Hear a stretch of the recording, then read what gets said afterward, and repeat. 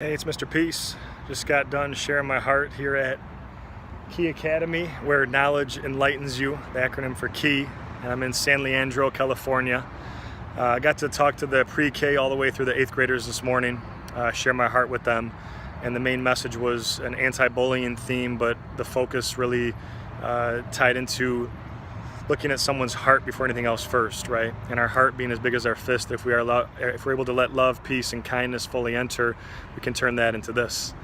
And the one finger being ourself, the other for someone that we lift up higher than ourself, if we choose to treat them with acts of kindness, and also the knowing that in just 2 seconds we can uplift somebody or potentially destroy that person emotionally, right? By our words and by our actions.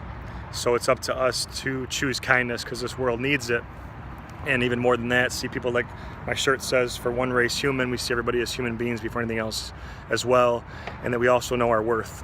The M etched on all of our palms for miracle, upside down W for worthy, that we're able to see the worth in our own self and then go and share that with others by helping them see that they're also good enough, that they're also great enough, and we can be that light to their heart. It was very touching. A lot of students were in tears.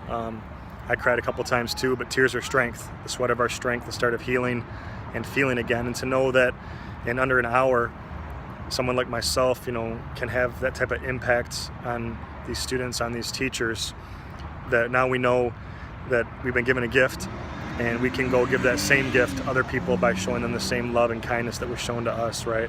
The bracelets I wear before every talk, I pick about 10 or 12, and these become my strength and my armor.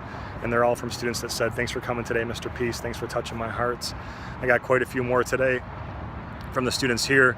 I saw the M's on their hand for miracles, so the concepts really did sink in, and had a lot of them that just came and shook my hand and said, "Thanks for coming today."